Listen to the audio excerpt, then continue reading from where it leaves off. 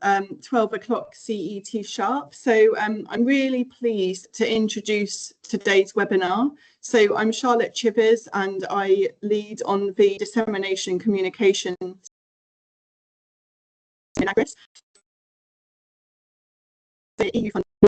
We come to an end later this year, actually, so that's why our webinar series is really important. It's a good opportunity for us to share some of our findings with you as the project comes to a close. So today we are hearing from Esperanza, Huerta, Lwanga and Ilaria, Negri. They are both going to talk about microplastics in terrestrial ecosystems and how they are impacting soil invertebrates and bees. So as we all know, soil invertebrates are absolutely essential to soil health. So they help with processing and aerating soil. Bees as pollinators play an absolutely essential role in crop growth, as well as the various other nature-based services they provide. So it's really important that we learn more about whether and how microplastics might be affecting these incredible creatures that are so important to us.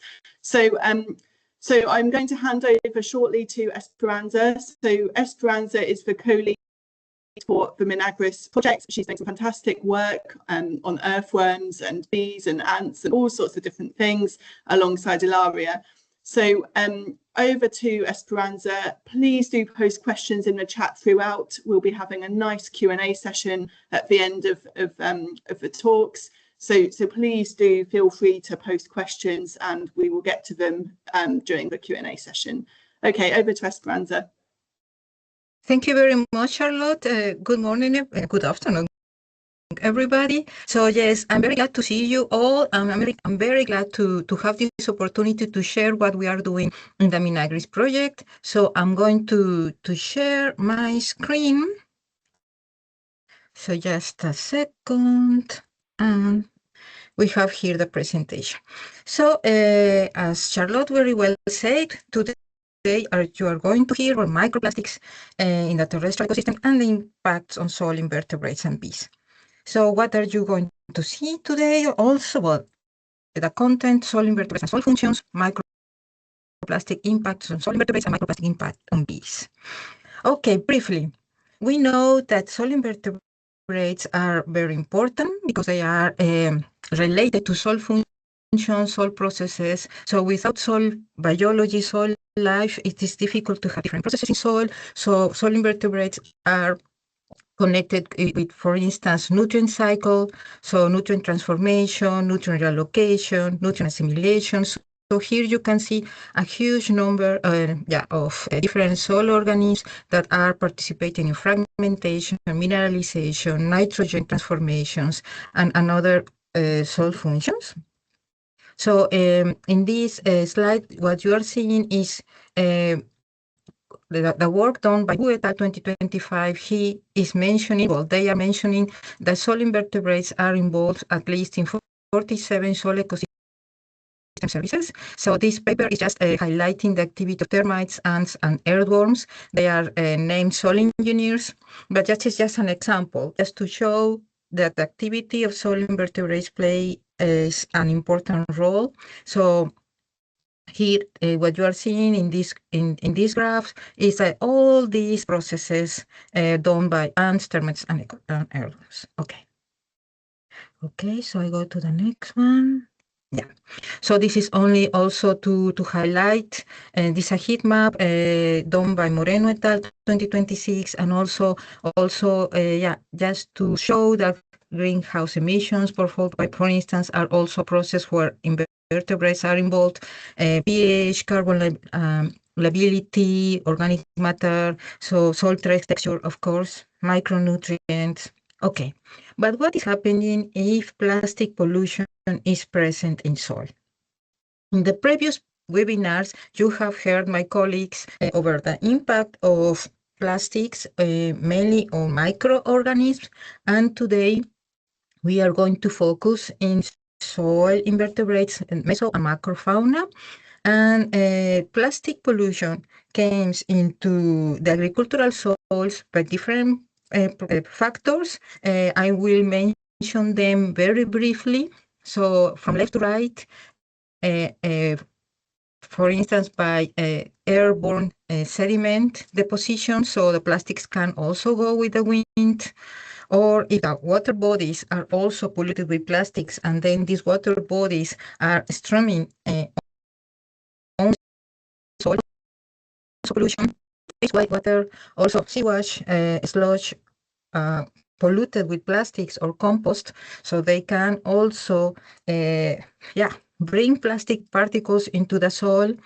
The use of plastic mulch, if the plastic mulch is not collected and it is left in the soil or over the soil, then the plastic ferments and then plastic particles can enter into the soil. And of course, if there is literacy, if there is waste over the soil, then there is pollution and the plastic starts to fragment and then to enter into the soil. So, but once the plastic is inside the soil, you can see in this slide that normally there is a high diversity of organisms. Different groups are interacting and trying to use resources that are present in the soil. But if plastic is present, there is a potential damage to species diversity, modification of soil structure, potential impact on soil organisms, so toxicity, physical damage, biological disruption of microbial activity and nutrient cycle. So those nutrients that I was mentioning at the beginning can be not available. Plastics are present in soil, so different processes can be affected if plastic particles are present in soil. And of course, there is intake by soil organisms by these plastics, and then these plastics can also go into water. Okay, so I go to the next. So then, if plastic particles are up the soil, if it's on the soil, then the plastic particles go. They can be moved, for instance, by a springtail, or they can also be moved by earthworms when they are doing their galleries. And these plastic particles are inserted in the aggregates and also are present in the cast of the worms. Okay. So in the MINAGRIS project, as part of the work package 4, specifically in task 4.4, we assessed the impact of microplastics in soil invertebrates, so mesofauna, that was done by the University Católico Santo Coro. My colleague Ilaria will talk over that soon. And the earthworms, that was done in Wageningen. So we work with 3 types of plastics, light density polyethylene, 30% starch-based, and PBAT mainly, and mainly also 2 concentrations, 0.01% and 0.1% waste-based, mainly, but then there are some modifications, of course. Well, now I'm going to go deep into the earthworms. Okay, so when plastic particles arrive into the soil, earthworms ingest them, and in this experiment done by K. Men et al. 2023, so we wanted to see what is happening in the gut of the worms. So in the gut of the worm was divided in 3 sections, and we use also the 3 types of plastics mentioned. And what we observe fragmentation inside, but I will explain more.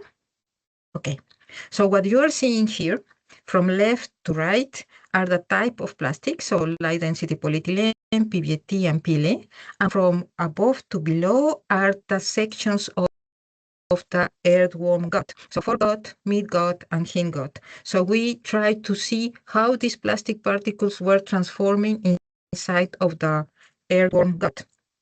And regarding light density polyethylene, we observe only differences with the hindgut. Hindgut, the plastic particles area were significantly different from the hindgut to the other sections of the gut of the earthworms. Then PBAT, when we assess the PBAT, and then we observe a significant difference between the foregut and the midgut related to the sizes. And regarding PLA, we observe significant differences between midgut and hindgut. So what we can see here is that indeed there is fragmentation of plastic that occurs with the different types of plastics assessed, but that occurs differently according to the type of plastic. Okay, Now we are going to see what is happening if once the worms ingest the plastic and they produce this cast. We know that the casts are very good for soils. No, in the cast, the nutrients are available for plants and for another organisms. But when plastics are present, then we had this question: what is happening with these casts? How are the soil functions inside of these casts? And also, how are the microorganisms evolving with those casts? So this is a study done by Kemon et al. 2024, and we assessed how these plastics went, and the casts were assessed from 0 to 180 days. Okay, so what we are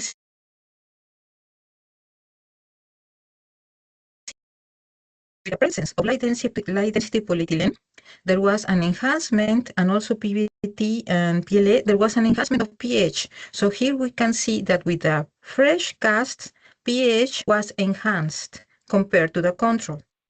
The ammonium process was also enhanced with the presence of light density polyethylene in the fresh casts. Dissolved carbon as well with the presence of plastics, PBAT and LDPE, compared to PLA and control. And the nitrate and nitrate, of course, following the mineralization process, the activity, the emission was higher with those casts that were with 60 days. Okay, now we are zooming into the microorganism. So what we are seeing is the different processes, or nitrification, denitrification, nitrate respiration, nitrogen reduction, and we are seeing that corresponding to the different niches. So soil, gut, the cast with 15 days, cast with 16 days, and cast with 180 days. So we didn't find significant differences regarding the abundance of these microorganisms and these processes related to nitrogen. But even though that were not significant differences, we see that with PBAT, there is a huge variability in the different niches. Okay, some differences, but in the gut, but it's still difficult to understand what is happening. And then regarding aromatic hydrocarbon degradation, we see also differences in the gut, the highest abundance of PBAT. So that means that the microorganisms that are trying to use what is related with this plastic. We remember that PBAT is a fossil-based biodegradable plastic. So then the microorganisms are trying to use this. Okay. Then and then the casts, once that the casts are, then the microorganisms is reduced, but still PBAT seems that is the plastic that is enhancing more activity. They are trying to use this plastic. According to the hydrocarbon degradation, according to the aromatic compound, is PLA in the gut. Okay, and so on. Is in the gut where more abundance is present. Okay, so okay. Now, if we have plastics and pesticides together, then this is a study done by Yu et al. 2023. And in this study, they worked with higher concentration of plastics in order to see if how is in hotspots of plastic pollution, how that can happen.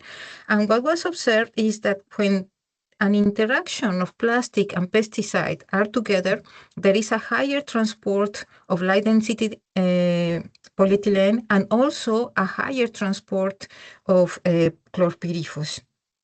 And also, if a biodegradable plastic was present together with this plant protection product, with this chlorpyrifos, as well, there was a higher transport into deeper layers of this element, this chlorpyrifos. So it is very important to think about this, because in agricultural soils, normally the plastics are not alone. So, but there are also other substances that are present. So the interaction of them are that, making that the substances can go also into deeper layers. Okay. Now, continue with assessment of the plastics on earthworms. So what you are seeing here is we did assessment on also on 3 different earthworms categories. So earthworms, epigeic, endogates, and anesic earthworms. We use a seniortensis as an example of an epigeic earthworm, Aparoctodea calaginosa as an example of an endogeic, and Lumbricus terrestris an example of anesics. So as you can see in the diagram, the different functions of these earthworms in the soil, that determines the type of function determines what they used to eat and how they live. And then this is very important to mention. We had this acute experiment with the presence or no presence of pyraclostrobin, that is a fungicide, and also different concentrations. And what we observed is that that reaction is species dependent, but also plastic dependent. So it seems that 20 to 30% starch-based plastic. So it's important to mention that these plastics are not only starch-based, are combined with another substances that we don't know what are those substances. But well, when they the earthworms ingest these, the endogeics seem to be affected if the concentration is 0.1%. If it's lower, then there is not a visible impact. Regarding PBT, it seems that PBT is like target to epigeics. So epigeics are reacting into PBT plastic and not into the others. And anesic, so the Lumbricus terrestris is more sensible to light density polyethylene.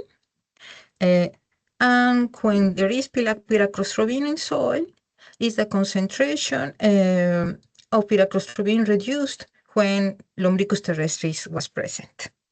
So it seems that the impact of those plastics is species dependent, but also depends on the type of plastic. So here, just to recapitulating, Lumbricus terrestris seems to be more impacted by LDPE and pyraclostrobin, seniortensis by PBAT, and calaginosa by starch-based. Okay, if we do the assessment on the field conditions, that was a study done with agricultural soils, same type of soil and very similar management. What you are seeing at the left side is that we assessed agricultural soils under plastic mulch use and compost, and this is the concentration of plastic in soil. And then we assessed also the diversity of soil invertebrates, and of course in the control we observe higher diversity compared with those agricultural sites with the use of plastic mulch or compost. And I say that the compost was polluted, but I need to say also that this is with the same type of soil, same type of management, and in those places where the compost was used since the 80s. And in that time, the regulations of compost, the plastic particles in compost was not the same than now. So what we are seeing is the effect of the past. So it's like a inheritance. It's that we are inheriting these consequences. What we are observing now. Okay, so now I will present briefly the impact of plastics on isopoda. This work was done by Selinkar et al. 2026. It's a work done by our colleagues in Ljubljana, and they work with Porcelionides pruinosus. Sorry for the pronunciation. And they work with different concentrations, and they combine or not combine. But what I wanted to show here is just to see that they also assessed the impact of plastics, and in this case the production of CO2 was one of the endpoints, and there is higher production of CO2 with the presence of starch-based and also PBAT compared with light density polyethylene in 180 hours in this study. No, this is one of the studies. The isopodas are litter fragmenters, so they prepare the study with a leaf of a litter, and they mix the plastics with this leaf. Okay, this is just an example. Now I will go to, okay, just a moment. I think yeah. Now I will go to ants. So what we assessed is that we mix the same type of plastics with food, with grass seeds and food for the ants. So that was a very interesting experiment. And then we put it only in one of the boxes, but the ants, they move the plastic particles from one side to another. And what you are seeing at the right side is that the ants separate very well the plastics from the food. So this is very interesting, very, very interesting, because the ants move the plastic particles and they take them out from the food. This activity well, this experiment is still in revision, but we assessed this with Mesor barbarus. And I think I'm almost coming to my end. Yes. So then this is the last slide from my side. And then I just wanted to make like a kind of connection of why it's important to know the impact of plastics on soil invertebrates. Well, because, first of all, because, they intervene in different functions, soil processes, of course, and in the mission soil, we know there are different objectives, and there is this objective number 7 that is regarding reduce of the footprint on soils. So plastics is one of the footprints that we have. Okay, so thank you very much. And now I will stop sharing. I will give the floor to Ilaria. Brilliant. Thanks, Esperanza. Excellent talk as ever. So yes, I'm very pleased to now hand over to Ilaria.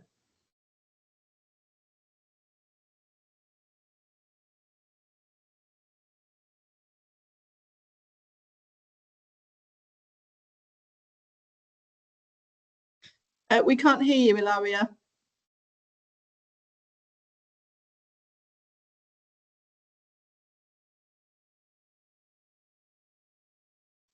Okay. Can you hear me now?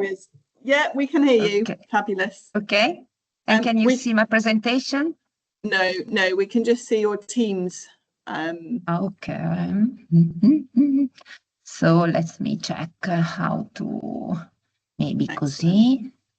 There we go. Perfect. Okay. Thank you very much. Away we go. Thanks, Ilaria. So good afternoon to everyone. I'm Ilaria Negri from the Catholic University of Piacenza. I'm an entomologist working with beneficial insects like bees, collembola, but also insects pest of crops. But it's not the case of this project, where I'm involved in evaluating the impact of microplastics in bees and collembola. So let's start with collembola.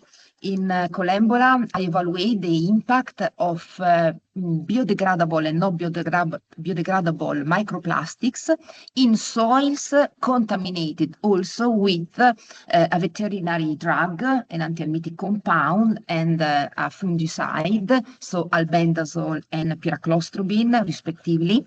Which are present in areas of intensive agriculture because they are widely used.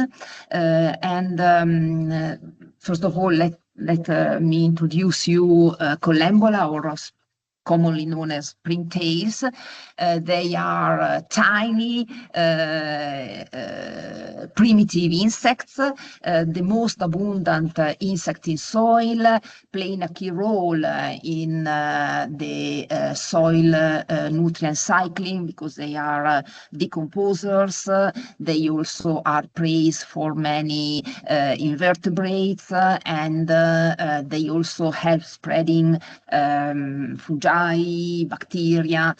And in the frame of the MINAGRIS project, I used 3 Collembola species with different adaptation to the soil life, so Sinella cieca, Folsomia candida, and Orthonychurus folsomi.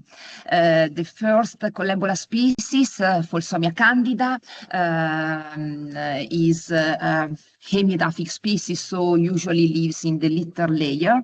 It has quite moderately developed appendages. It has a furca, so a jumping organ, but the jump usually are not very long. It is a very well-known species because it is used in ecotoxicological studies, in standard tests. It reproduces through parthenogenesis, so we have a population made by only females. They lay eggs, they are not fertilized, and from these eggs we have other females, the development of other females. So they also develop eggs in bunches and display marked aggregative behavior. The second species is an epiedaphic species, Sinella cieca. It's a hairy species, so these protect the specimens from dehydration. And it has long appendages, long antennae, very well developed furca, so very long jump, and it is a bisexual population species, so we have males and females, and they lay single eggs on the ground. And interestingly, they also display social interactions, so it seems that they fight with their antennae to keep distance between individuals. So quite complex social interactions. The third species is a epiedaphic species, Orthonychurus folsomi. It is a very lazy insect, small in size, with no furca, so no possibility of jumping, very reduced appendages, legs, and antennae. It displays aggregative behavior, and it is able to secrete alarm substances from pores scattered on the body. So in this work, I used a typical standard test, ecotoxicological test from guidelines in OECD. So I reared Collembola species and put juvenile stages in the medium, so soil mixed with plastics, microplastics, and the 2 organic compounds. And after about 3 4 weeks, we counted the number of deposited eggs, the number of survived adults, and the number of juveniles. So the 3 plastic type polymers were LDPE, PBAT, and starch-based, so 1 conventional and 2 biodegradable plastics. We also performed X-ray spectroscopy on the polymers to see if there were contaminants, but it appears not so. Virgin, pure polymers, just peaks of carbon and oxygen with the X-ray spectroscopy. And the results of the exposure demonstrate no lethal nor reproductive effects in all the 3 Collembola species exposed to the microplastics, both conventional and biodegradable. So our interpretation is that they just avoided ingest them. They Collembola display food choices and possibly plastic particles are not palatable. Also, accidental ingestion seems not feasible because the median mean diameter of the plastic particle we use was very high, more than 7 times larger than the edible size of the Collembola species. But considering the 2 organic compounds, pyraclostrobin, the fungicide, and the veterinary drug albendazole, we exposed the 3 Collembola species to the 2 organic pollutants, and between them just albendazole in the time frame we used, during our experimental, considering our experimental condition, of course, only albendazole caused some reproductive effects. Keep in mind that we used environmentally relevant concentration. Then, considering co-exposure with microplastics and considering the model species Folsomia candida, the co-exposure to LDPE and both the organic pollutants, interestingly, did not cause any lethal nor reproductive effect on the species. On the contrary, co-exposure, so in the same condition, to PBAT or starch-based, so the biodegradable plastics, microplastics, caused lethal and or reproductive effects in the species. So let's go more in deep. So in presence of PBAT, we had acute toxicity, PBAT plus, I remind, organic pollutants, so some adults died. Reproductive toxicity also, because some juveniles, so the number of counted juveniles was significantly lower than the control, and also problem in egg deposition, with, in this case, with both, also with the starch-based polymer. So our interpretation was that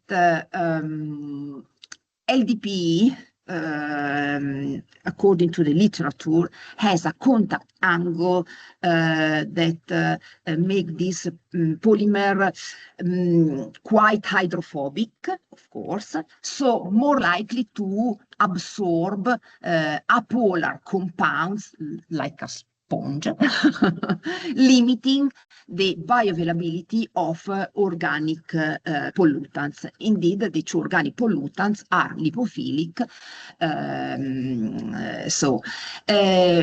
On the other side, PBAT and starch-based have different contact angle, so more likely to absorb polar compounds, thus leaving the 2 lipophilic compounds in the soil, especially PBAT, according to this data.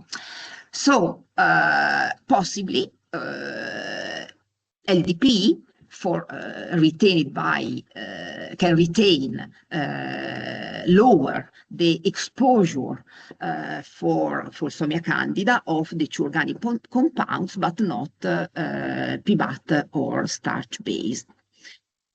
Given the interesting results, especially with the starch-based microplastic in Folsomia candida, we extended the experiments to the other 2 Collembola species, so the epigeic and the eudaphic species. And interestingly, just the starch-based plastic gave an impact on the juveniles in the epigeic species, but no reproductive, no effects on the eudaphic species. And this was surprising, because this species, eudaphic Orthonychurus folsomi, is usually considered a very sensitive species to pollutants. But we decided to measure the size of individuals, adults, because in Colembola, also after maturity, the individuals can increase in size, of course, until death, so they can molt. And interestingly, the size of Colembola, of Orthonychurus, exposed to the starch-based microplastic plus organic pollutants was smaller, significantly smaller than the control. So, in conclusion, I remind, of course, we are not, this experiment was in lab, so not in the field. In the epidaphic species, effects on juveniles, possibly not all eggs hatched or no all juveniles survived. In Folsomia candida, we had an effect just on eggs, so an effect on the oogenesis of adults. In the eudaphic species, Orthonychurus folsomi, no effects at all, just an effect on adult size. So our interpretation was, of course, considering the different ecological niche, behavior, morphology of the three Colembola species. So Sinella cieca display high mobility, as I told you. Of course, it was confined to a limited space, a petri dish, but she possibly had an intermittent but frequent exposure to the organic pollutants. And keep in mind that we mixed the organic pollutant in the soil, but the distribution of such contaminants was not uniform, of course, was heterogeneous. Also, regarding Folsomia candida, moderate mobility of this species can suggest a long-term exposure, and regarding the lazy species, low mobility means possibly limited exposure. They stay in a place, they move only occasionally, so maybe they do not come in constant contact with the pollutants. Now, let's jump to the bees, or let's fly to the bees. So flying insects, more developed. So in the frame of Project MINAGRIS, we also assessed the possibility for the honeybee Apis mellifera to transport microplastics and impact, ecotoxicological impact of microplastics. So we use just PBAT at different concentrations, and we try to assess if microplastic, PBAT microplastic are ingested by the bee, are transported by the bee externally, so through a contact exposure and or through the gut after oral exposure, and of course effects on after this exposure. So as I told you, all the microplastic used, including PBAT, were in this project were virgin, so no contaminants at all. This created some problems, was challenging in the interpretation, because we took a look to the hairs of the worker bees exposed to the PBAT fragments with the scanning electron microscope, and found some particles, but since the ADX X-ray spectroscopy was not able to identify exactly the component, we are not confident that such particles could be actually the PBAT, even if the control had no particles, but we cannot conclude. Regarding the ingestion of the particles and possibility for the particles to be secreted with the feces, we carried out NMR spectroscopy, and we didn't find any signal inside the gut after oral exposure. So possibly, or they digest or they avoid ingestion.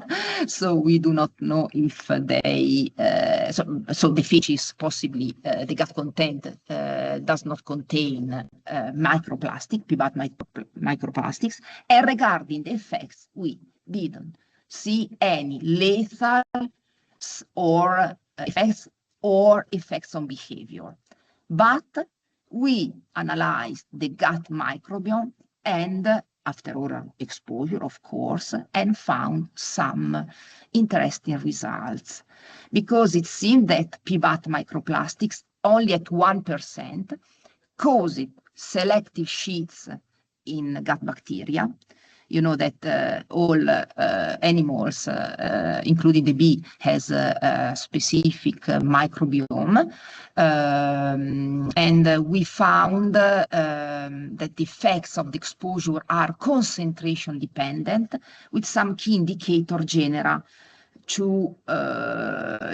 of bacteria, of gut bacteria of the bee, Pantoea and Bartonella. They mostly reside in the midgut and in some also in the rectum. Pantoea are known to enhance the gut health, are known, according to the literature, to improve survival in bees exposed to some stressors like pesticides. And Bartonella is known to play a key role in nutrient metabolism and in enhancing the honeybee immune system. So we see dysbiosis after oral exposure. So I finished my presentation. I hope we're in time. I would like to thank the VP leader of this project, VP4 leader, Professor Dimitros Karpouzas, and VP6 leader, Professor Edoardo Puglisi, my colleague from our university. I thank also Esperanza from Wageningen, and our cooperators, Filippo Vaccaria, microbiologist here at USC, Erika Saldi, Bartolo Forestieri, and Mario Toledo, entomologist with just 2 pairs of legs here at our university, and Cristina Nuzzi from the University of Brescia. Ok, interrompico, sorry, I need to, ok, eccoci qua. Thank you so much. Thank you so much, Esperanza and Ilaria. That was fantastic, really interesting work that you're doing. I'm looking forward to asking some of the questions that our audience have asked. So I'll start with those that have been submitted for Q&A and then open up to the audience. Please do post any further questions you have in the Q&A session, and I'll make sure that they are answered. So first of all, we had a question from Vincent, I think. Yeah, Vincent. So they said, super interesting talk. They were wondering how you measured functions such as nitrification, denitrification, so those that you mentioned in the first examples that you gave. Yes, I think I might answer myself. Well, you can do that in soil. In soil, you can measure that. There is a procedure. So you take these measurements were done in the experiments with earthworms. So, and also in the gut. So as you saw in the photo, we extract the gut in a flue cabinet, so there is no pollution. We extract the gut, and then from the gut we do the chemical analysis. So it is a chemical analysis, a procedure then where different enzymes are playing a role, and then you can identify also bacteria in the same Not in the same soil that you are analyzing the chemical, but in the same section. Then you like this, you know. I hope I answered your question. Fantastic, thanks, Esperanza. And a question aimed at Esperanza, but I think it might also be relevant for Ilaria. So based on your results, which organism group do you think might be the most sensitive indicator of microplastic impact in soils? That's a tricky one, I think.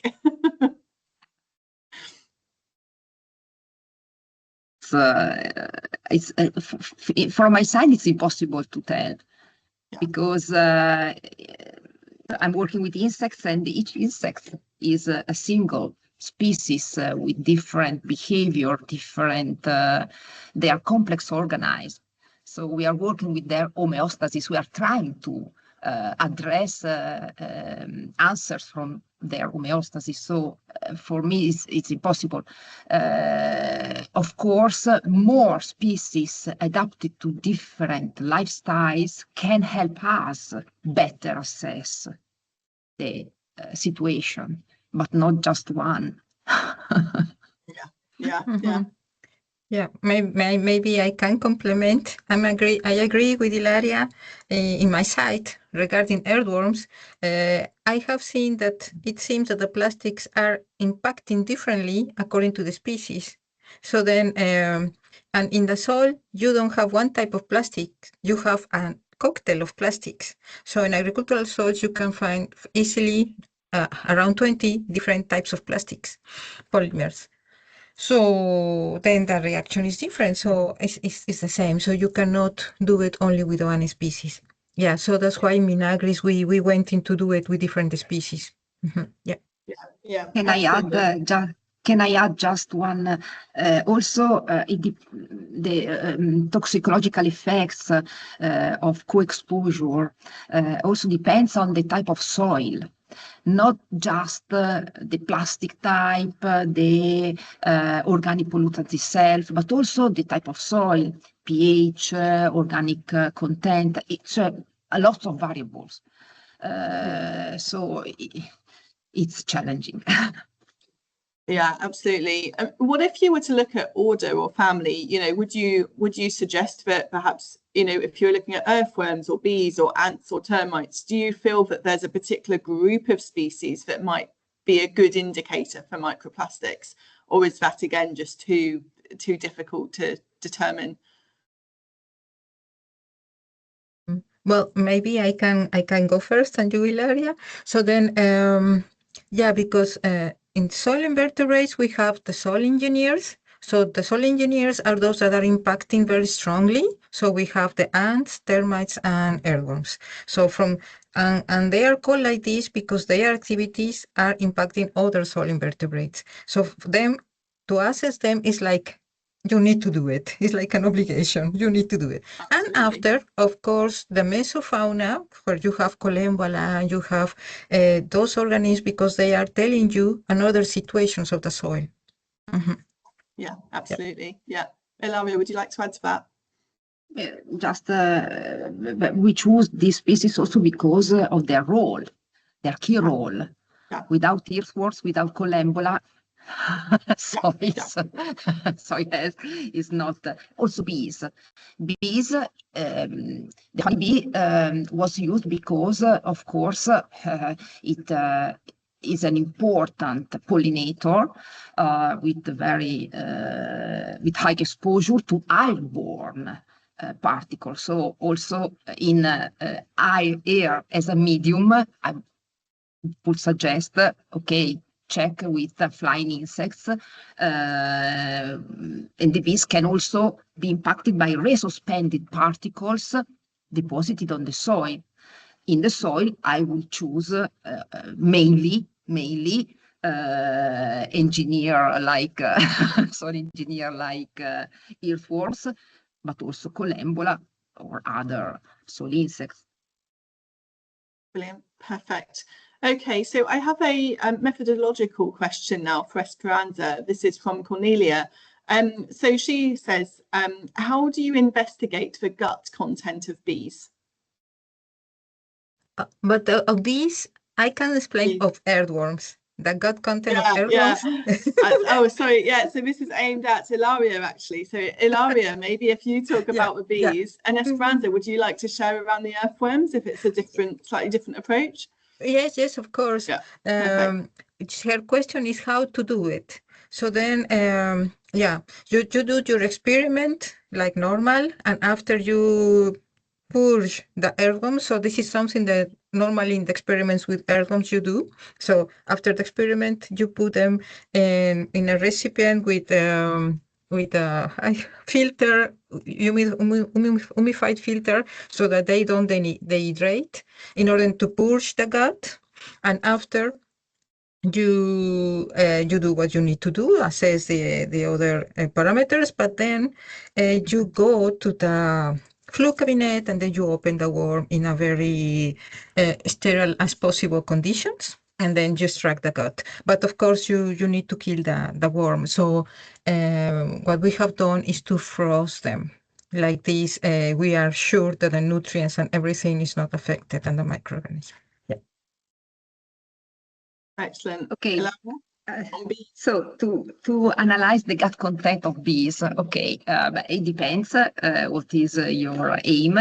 So if you would like to make semi-DX analysis, you have to bring your bees, kill, of course, after the exposure test, kill, dissect the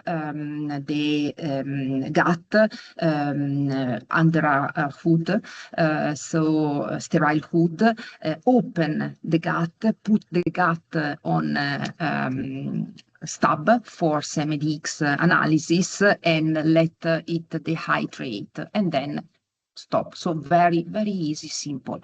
The procedure is more difficult for NMR spectroscopy, because you have to dissect the gut in frozen bees, -80, because you need to preserve everything, and then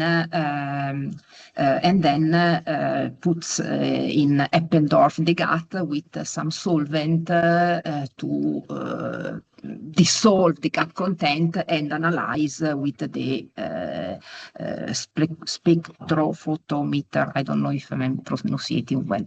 Okay, if you want, on the other side, to analyze the gut microbiome, you have to always dissect the gut, put the gut in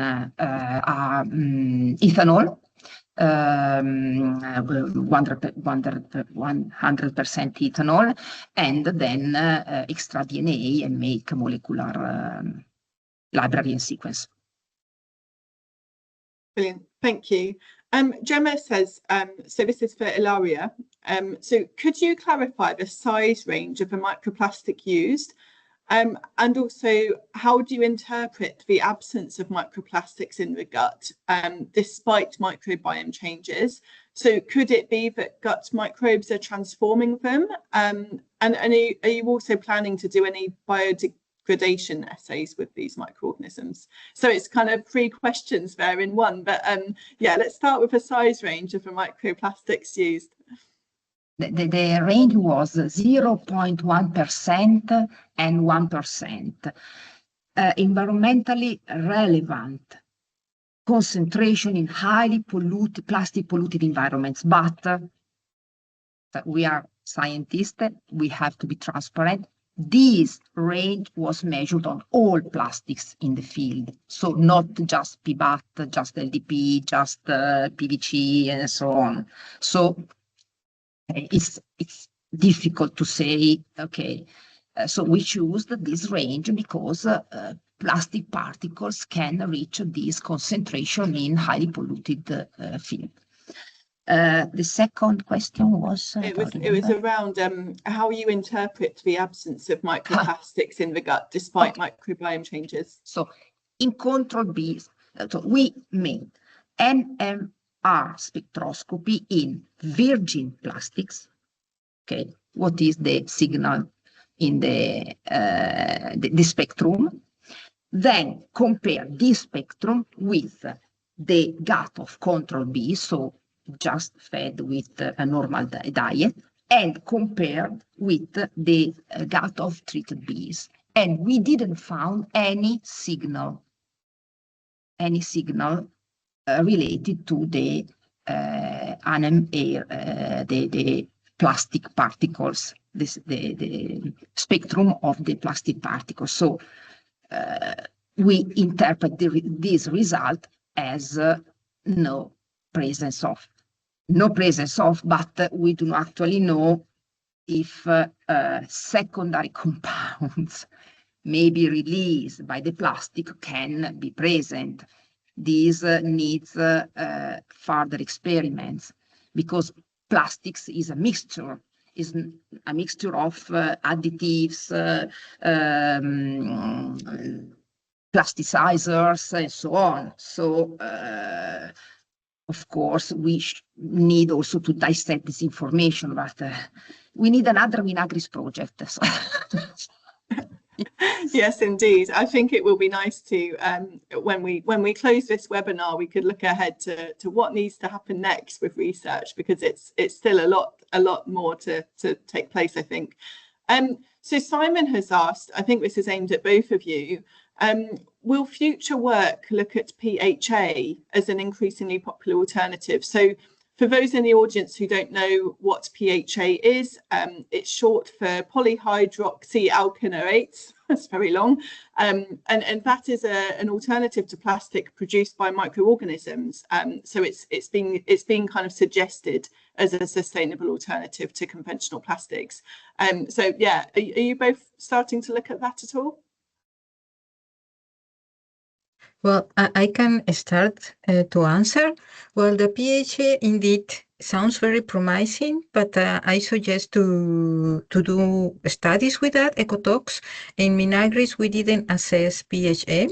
I recommend to be careful and then to go to the, how do you say, this principle of be careful, because in little experiments, we have seen that when PHA is present, there is emission of CO2. There is a higher emission of CO2, for instance. So, of course, it depends on the concentration, the type of soil, and the time of exposure, and these things. But I suggest to do experiments first. Yeah, to test it. Yeah. Absolutely.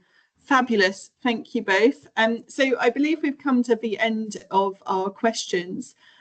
So thank you everyone so much for joining us today. I think it's been a really helpful discussion, lots of great questions. I hope that you've all found it a helpful session.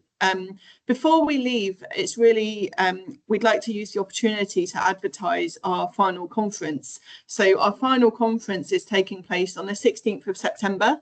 It's taking place in Brussels. So you're very welcome to join online. It's free to attend and in person as well. So we provide lunch as well if you join us in person. So please do join us.